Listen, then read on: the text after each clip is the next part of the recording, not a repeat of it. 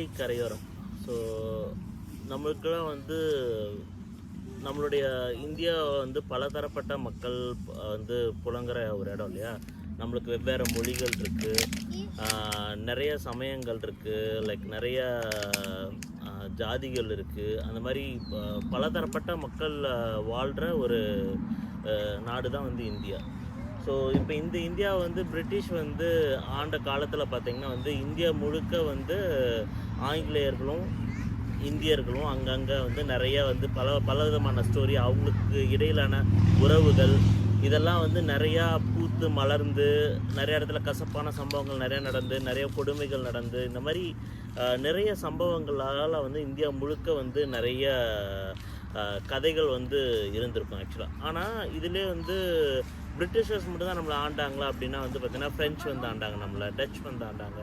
இந்த மாதிரி வெவ்வேறு இங்கிலாந்தில் இருக்கிற பல நாடுகள் வந்து இந்தியாவை ஆள்றதுக்கு விருப்பப்பட்டு இந்த நாடுகளை வந்து கைப்பற்றுது. அப்படி உலகின் மிக உன்னதமான நாகரிகம் அப்படின்ட்டு நான் எல்லாராலும் போற்றப்பட்டிருக்க ஃப்ரெஞ்சு நாகரிகம். நம்ம வந்து கரம்சோ பிரதர்ஸ் ஆகட்டும் அல்லது வாரன் பீஸ் படிக்கிறப்பவே ஃப்ரெஞ்சு பேசுகிறதே ரொம்ப கௌரவமாக நினைப்பாங்க ஆக்சுவலாக. ஸோ அந்த மாதிரி ஆனால் ஃப்ரெஞ்சு வந்து ஆண்ட பகுதிகள்னு நம்ம எடுத்துகிட்டோம்னா வந்து பாண்டிச்சேரி, இன்னொன்று வந்து மாஹின்றது வந்து கேரளாவில் இருக்கிற மாஹின்ற ஒரு இடம். அங்கே வந்து என்ன இருக்குதுன்னா வந்து மையலி அப்படின்னு சொல்லிட்டு ஒரு ரிவர் இருக்குது. அந்த மையலி அந்த புழைன்றது வந்து கடலினுடைய இணையிற அந்த இடம். அந்த புழைன்றனா வந்து ஒரு நுழைவு வாயில் தானே ஆக்சுவலாக, ஒரு நுழைவு ஒரு பைப் அப்படின்றது தானே. அது கடலுடைய அரபிக்கடலினுடைய கலக்கிற அந்த இடத்துல இருக்கிற அந்த ஊர் பேர் தான் வந்து மாஹி. அந்த மாஹி வந்து ஒரு ஃப்ரெஞ்சு யூனியன் ஆக்சுவலாக.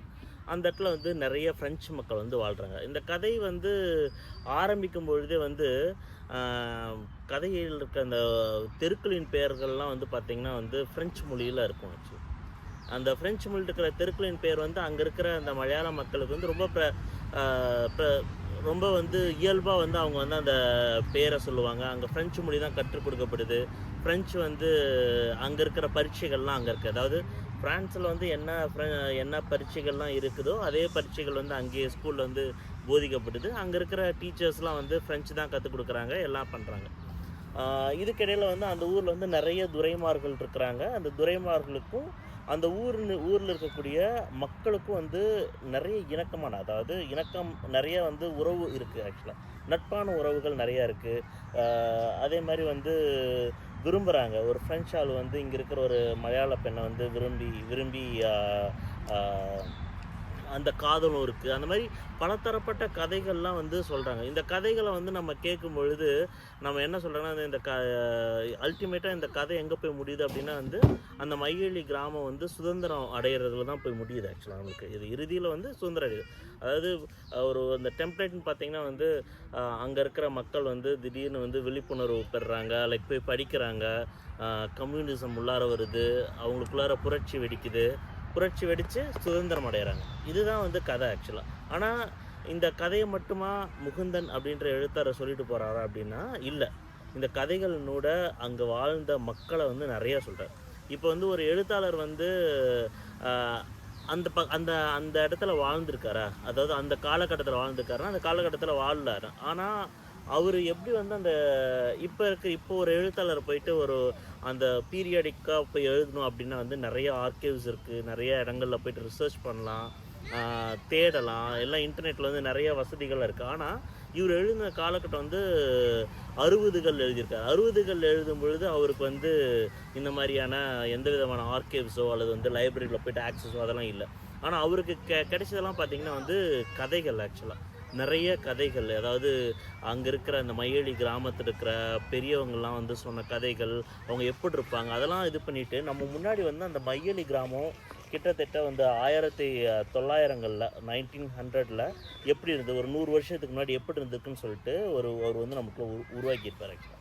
அந்த ஊரில் வந்து ஒரு கதாபாத்திரம் இருக்குது, ஒரு பாட்டி கதாபாத்திரம் இருக்குது, குரம்பி அம்மா அப்படின்னு சொல்லிட்டு ஒரு கதாபாத்திரம் இருக்குது. அந்த குரம்பி அம்மாவுக்கு வந்து அந்த மையலியில் இருக்கிற அந்த துரைமார்கள் மேலே வந்து அபரிவிதமான வந்து ஒரு அன்பு இருக்கும். அவங்கள பார்த்தாவே அவளுக்கு வந்து ஒரு மாதிரி ஜிவ்வுன்னு இருக்கும். ஆக்சுவலாக சரி இப்படி இருக்கே நம்ம இப்படி இருக்காங்களே, கோட்டு போட்டு பூட்ஸு போட்டு செம்மையாக நடந்து வராங்களே அப்படின்ற அளவுக்கு வந்து அந்த குரம்பி அம்மாவுக்கு வந்து ஒரு ஒரு அவங்க மேலே வந்து ஒரு மரியாதை இருக்கும். அவங்கள வந்து எப்போவுமே மேலே தூக்கி வச்சுருப்பா. அப்போ வந்து தன்னுடைய பேரன் வந்து படித்து முடித்து அவன் நல்லா படிக்கக்கூடிய ஒரு பையன் வந்து படித்து முடித்து போயிட்டு வரும்பொழுது அவனும் இந்த மாதிரி கோட் ஷூட்லாம் போட்டு வரணும் அப்படின்லாம் வந்து ரொம்ப ஆசைப்படுவான். ஆக்சுவலாக அந்த ஊரில் வந்து லெஸ்லின்னு சொல்லிட்டு ஒரு ஃப்ரெஞ்சு துரை இருப்பார். ஆக்சுவலாக அந்த லெஸ்லின்ற ஃப்ரெஞ்சு துறைக்கும் இந்த குரம்பி அம்மாவுக்கும் வந்து ஒரு பிரத்யேகமான நட்பு இருக்கும். அந்த அந்த அந்த அம்மா வந்து இரவில் அப்படியே படுத்துட்டு இருக்கும் பொழுது அந்த ஊரில் வந்து மூப்பன் துறைன்னு சொல்லிட்டு ஒரு பெரிய துரமார் இருப்பாங்க. துரமார் வீட்டில் வந்து டெய்லியும் வந்து விருந்து நடந்துகிட்டே இருக்கும். ஆக்சுவலாக எல்லா துரமார்களும் அந்த ஊருடைய முக்கிய பிரமுகர்கள் எல்லாரும் அந்த இரவில் வந்து அந்த வீட்டில் போய் அடைஞ்சு பார்ட்டி பண்ணி நள்ளிரவில் அவங்கவுங்க வீட்டுக்கு திரும்பிட்டு இருப்பாங்க. ஆக்சுவலாக திரும்பிட்டு இருக்கும் பொழுது ஒவ்வொரு குதிரை குளம்படி சத்தமும் அந்த அம்மாவுக்கு வந்து ஞாபகம்.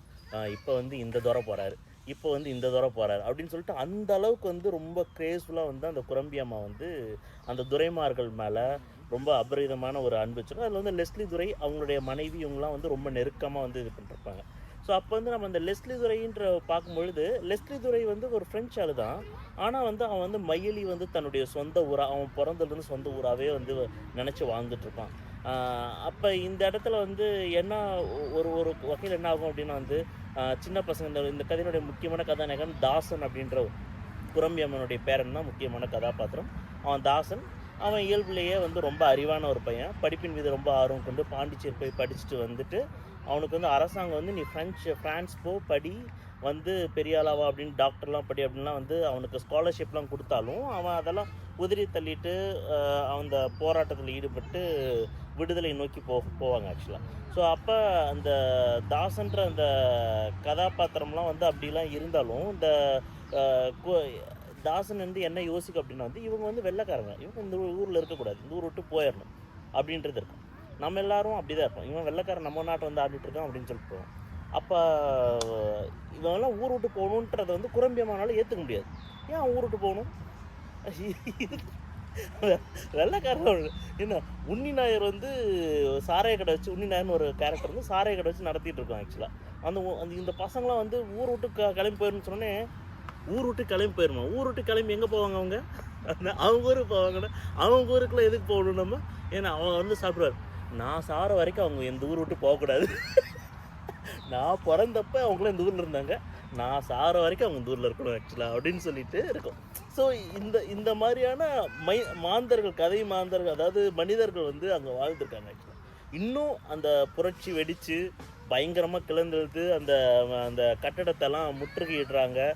அந்த மூப்பன் துறையை வந்து வெளியிலே வர விடாமல் பண்ணுறாங்க. இதெல்லாம் பண்ணும்பொழுதும் கூட அந்த ஊரில் நிறைய மக்களுக்கு எதுக்கு இதெல்லாம் நடக்குதுன்னே தெரியாமல் உட்காந்துருக்குறாங்க.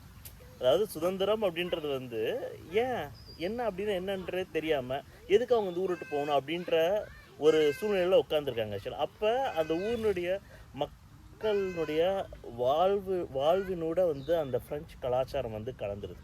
ஸோ இந்த கதையை நம்ம படிக்கும் பொழுது நம்மளுக்கு எப்படி தோணுது அப்படின்னா வந்து இந்த ஃப்ரெஞ்சும் அந்த மையலி கிராமத்தினுடைய பூர்வக்குடி மக்கள்னு சொல்லக்கூடிய மக்களும் எப்படி முயங்கி ஒரு விதமான ஒரு புது கலாச்சாரம் உருவாகுது, ஒரு புது சமூகம் உருவாகுது அப்படின்றது நம்ம சொல்லுவோம். நிறைய கதைகள் இருக்குது. ஒரு சாமியாடி கதை வரும்.